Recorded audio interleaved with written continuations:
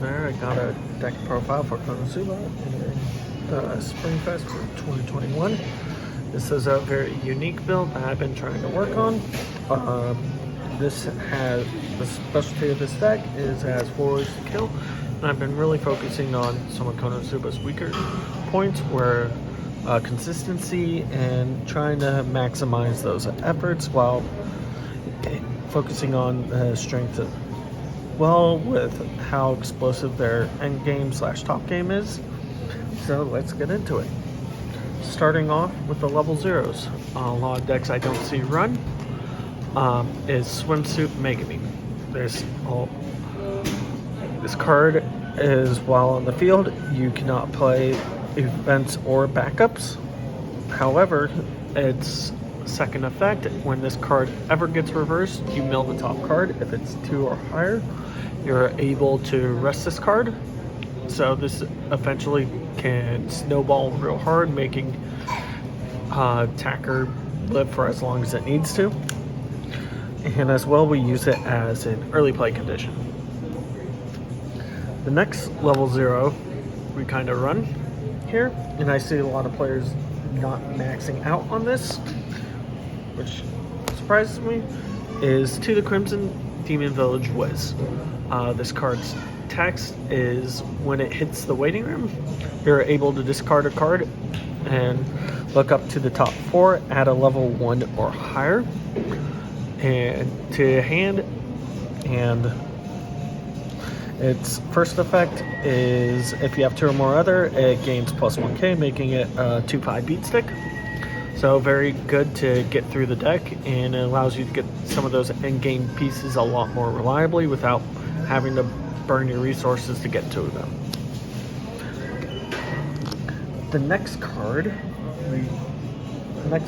we play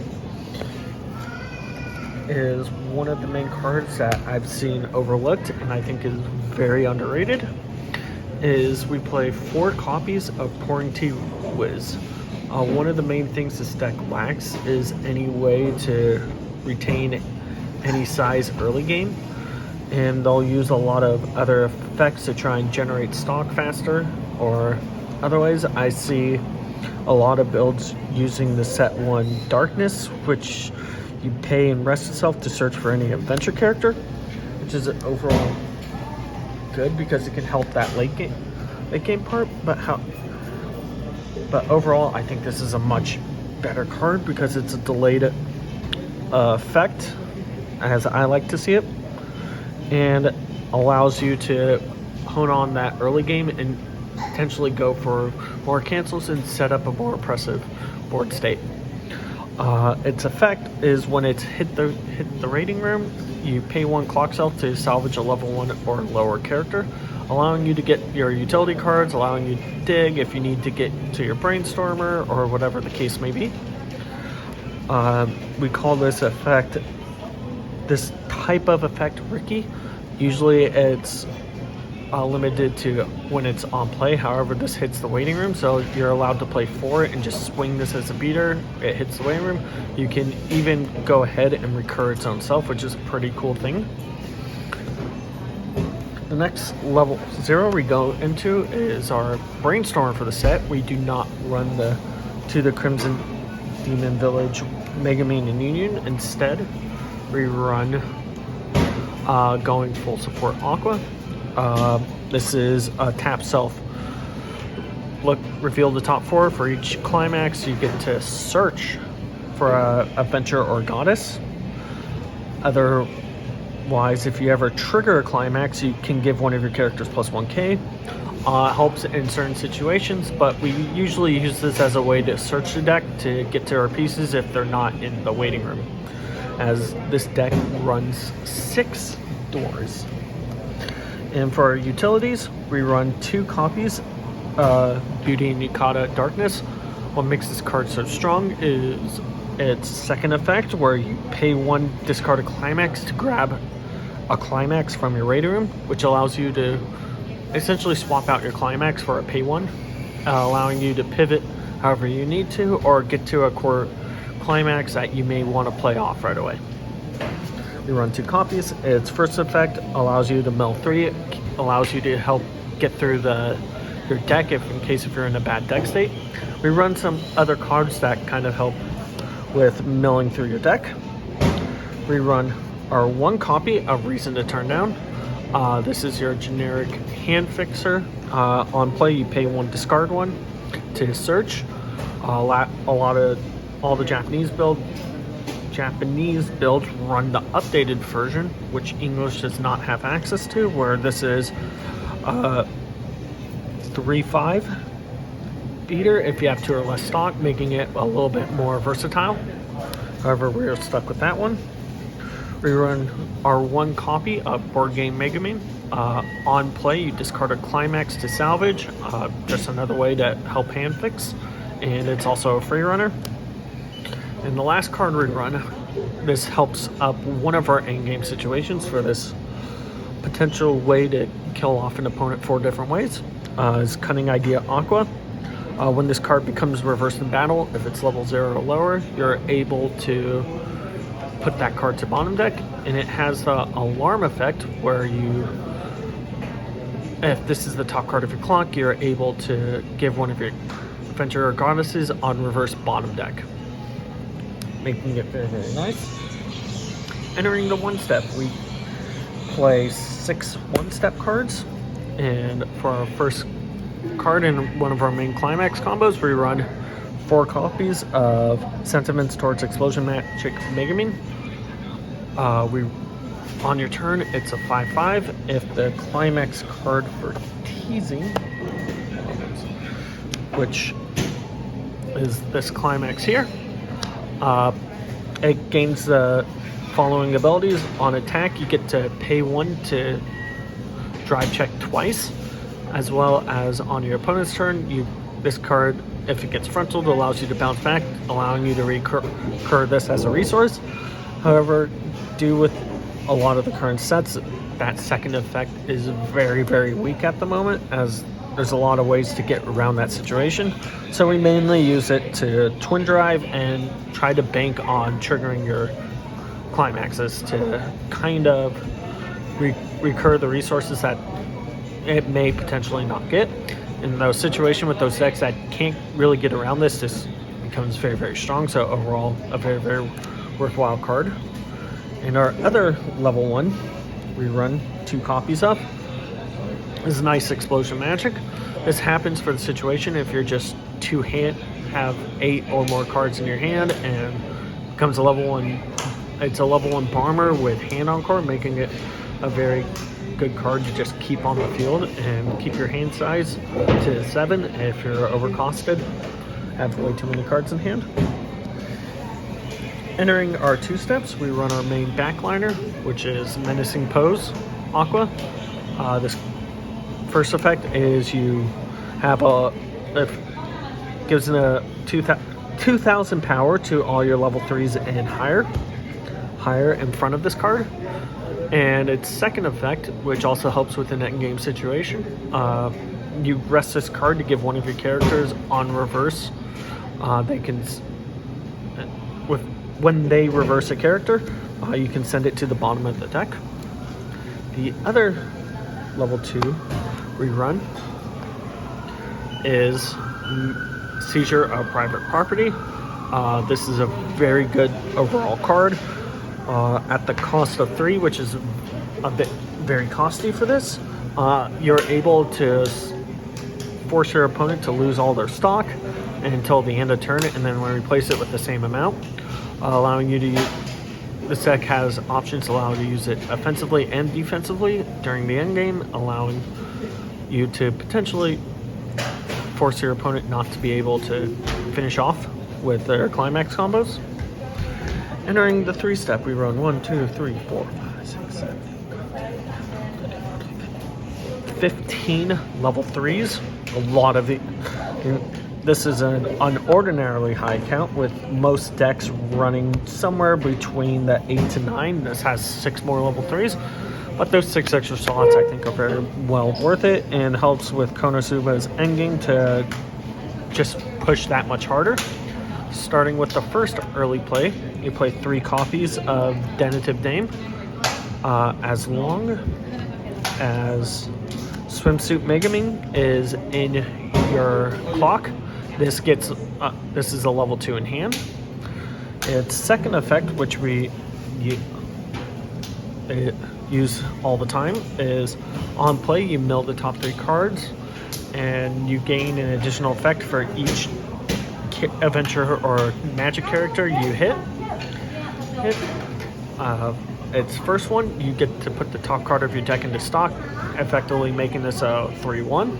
Second effect is very good against standby decks who try to consider walling up with being able to make one of your opponents minus 4K and just allow them to help destroy a lane and allow you to get through with no problems. And the third one, it helps a lot if you hit it, but it's not what we go for, which is the burn one. The next early play is 2 copies. Mesmerizing Water Goddess Aqua. If you have 4 or more other Adventurer Goddess, you get level 2 in hand. On play, you discard a card, put the top card of clock into stock. Just an early play healer and an 11k beater, so very, very solid. The next level 3, which will go into our next variant of how we kill the game, is one of the pieces requires Greatest Mage Union. 2 or less climaxes. 2 or less climaxes, it becomes a 2/2 in hand, and on play you get to heal 1, and as long as you have 2 or more other adventurers, this gains +1/5 in hand encore, allowing you to keep a body on the field relatively easy. And with the other part of that climax combo, we run 1 copy of Foremost Mage Megaming. On play, you discard 1 card to put the top card of your clock into stock, and its climax combo requires both of these pieces, and the effect activates by as long as you have wrong pile linked palms in there. You rest both of these, you pay 3 stock and send this card to waiting room to force your opponent to refresh their deck with 1 less climax, and then they burn 3 twice, and the cards facing this get sent to clock, making it a good way to help finish and decompress your opponent's deck. However, it's very costly and very situational to really amplify how deadly it is. Our other level 3 combo that for you guys wondering, we run 2 variants of copies of this, effectively making this 6 door. The door trigger allows you when you trigger this door card, it allows you to salvage 1 character to keep your hand size up and healthy. The next card that we can end up finishing is to the Crimson Demon Village Aqua. This is a 3/2. On play, you heal the top card of your deck, and it gains +500 for every other Goddess or Adventurer. 90% of your deck is Goddess Adventurer, so this will be sitting at 11k most of the time. If you have your 2/1 backliner, 13k. And with the climax, which is your gate climax, it becomes a 14k. When this card is triggered, you are able to grab a climax back instead of a character. So it helps in some certain situations, but we mostly use this to help end. And it's very good for people that want to try and keep their deck compressed, especially Data Live, which loves to put their top cards to the bottom of their deck, most of the time being empty cards. This card just mills those 2, and if there's no climax amongst them, the opponent gets to burn 1 twice, and it's only at a cost of 1 when you attack with it, making it a pretty good way to force your opponent into force damage through against compressed decks. Now for our tech cards, that's the second way to finish it. The third way revolves old 3-set combo, which revolves around Seizure of Private Property. Most of the time this card will never get won't be activated in time to do it. We run 2 copies of Aqua, which this card on play you get to pay an additional 1 to force your opponent to refresh their deck with 2 less climaxes. If their stock is full of blanks and empties and non-climaxes, you play this first to have all your opponent dump all those cards into the waiting room. Then you play this to force that refresh all those blanks back into the deck, and they get hurt some more because there's 2 less climaxes going back in, making you able to hit a lot easier. And the last piece of this puzzle is Powered Up Explosion Megaming. Its first effect, it's 500 for every other, but how the combo works is you play this, its second effect activates where you get to choose 1 card in your hand. You get to play that for free, which means on play of this you pay the 1 to have your opponent force troll, stock swap it. So even before activating this, if you have 6 stock, you're able to do this combo right here. However, you won't be able to activate its burn 5, which requires another 3 stock. So if you have 9 stock, this is a very interesting way to end the game, but highly ineffective. Most of the time, how I've had the situation, I'll have these 2 out and be able to just go for the burn 5, while this just isn't worth it a decent amount of the time, because the matches I've played when I've had this in hand, my opponent already has 2 or 3 climaxes in there, so and they'll have like 1 or 2 climaxes in their waiting room, so it's just easier just to play into that. And our last way this deck kills is we play set 1 Megaming, just 1 copy.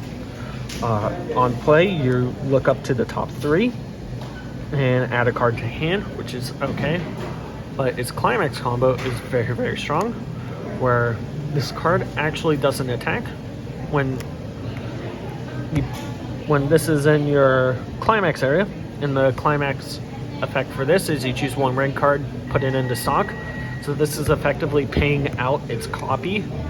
You're paying its copy to do its effect, where at the beginning of your attack step, you rest this, you can pay 1 to have your opponent burn 4 and then clock kick.